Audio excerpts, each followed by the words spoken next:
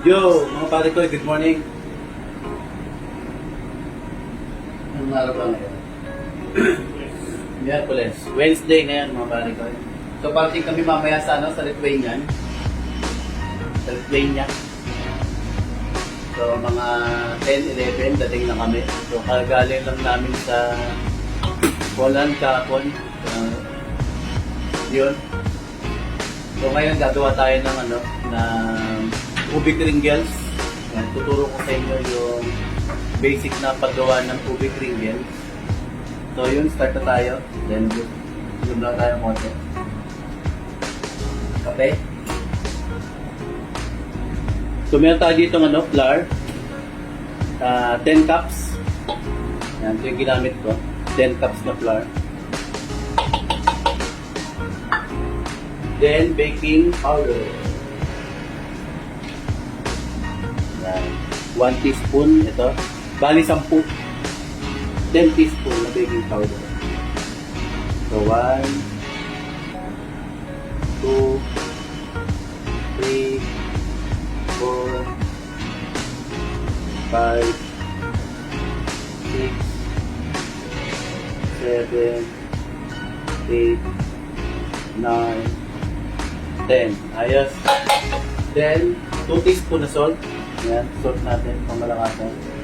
1, 2, bali, 4 pala. 4, sorry. 3, 4. Kasi dinoble ko yung ating mixture, kaya naging 4. Then, next natin ay ito.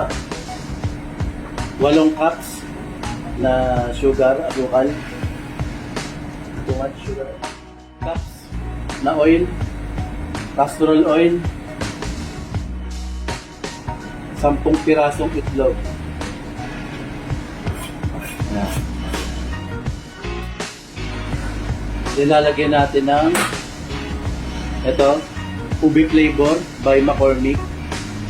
Ayan mga pare ko. So hindi siya sponsored, pero baka naman McCormick. Ayan, so gagamit tayo ng ubi flavor ng McCormick.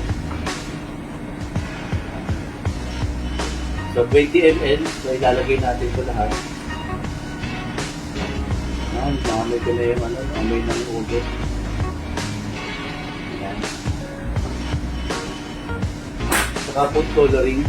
Ayan. Ng McCormick. Ayan. Baka naman, hindi siya sponsored, pero McCormick baka naman. 10 ml, bali kalahati. So 20 ml to, so kalahati. Then nahaluin na natin siya.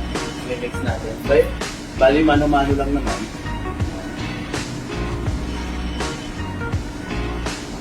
So dandanin lang natin. Ayan. So, madali lang itong iluto. So, i-rest muna natin siya ng pagkapos natin i-mix. I-chilled lang natin ng mga 30 minutes bago natin i-bilog. Then, isa lang sa oven. Mabilis lang itong maluto. 10 to 12 minutes. Dapat mahirap na siyang maluin. Ayan, nakamalay.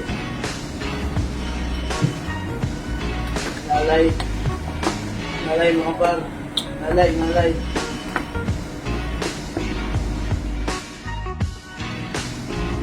So ito kinumay na natin mga pare ko para madali siyang i-mix. Yan. Yan siya. Amoy na amoy natin yung yung okay, so na-mix ng mabuti. Bali tatakpan lang na muna natin ito ng plastic. Then, i-chill natin sa sa fridge, sa refrigerator. Ayan. So, mag-antay tayo ng 30 minutes. Pero, suggest ko, kung marami naman kayong time at gagawin nyo lang ito sa bahay, mas maganda overnight, mga pare ko.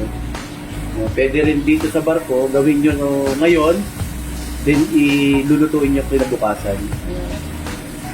Pero at least, 30 minutes, pwede na siyang Yan. Pwede na siyang gawin, i-bilog na ganyan. Yan, ganyan.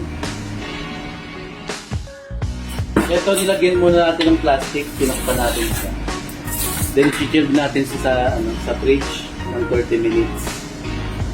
Ayan, so balikan natin mamaya. So, okay, ibibilog na natin siya. Ayan, ganyan lang. Ganyan kalaki.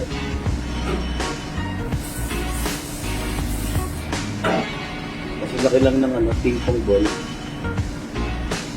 Ayan.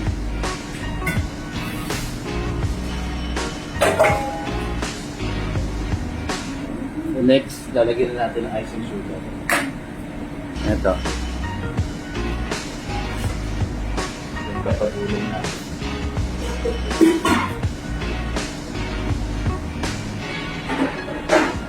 Okay.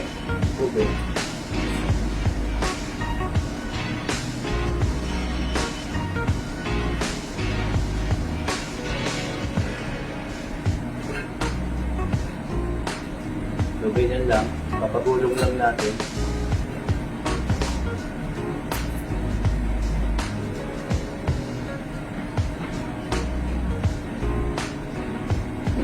So, okay na yung magte-testing tayo mga parigoys. So, ito, 3692, 3692.15. So, i-ano natin, salang natin sa oven. I-check natin. Yun. So, yun mga parigoys. So, ito na yung ating ubi kringgles. So, palalamigin lang natin siya. Ayan, then magsasalang pa tayo ng marami. Marami yan. So, yan to, palalamigin muna natin. Oh, too much, my friend. Too much, too much. Too much, chop chop. So, ito na yung ating finished product na ubi kringgles, mga parikoy. So, tara, timplan tayo ng kape at magmerienda na tayo. So, ito ang parikoy nyo sa kusina. Tara, kain tayo.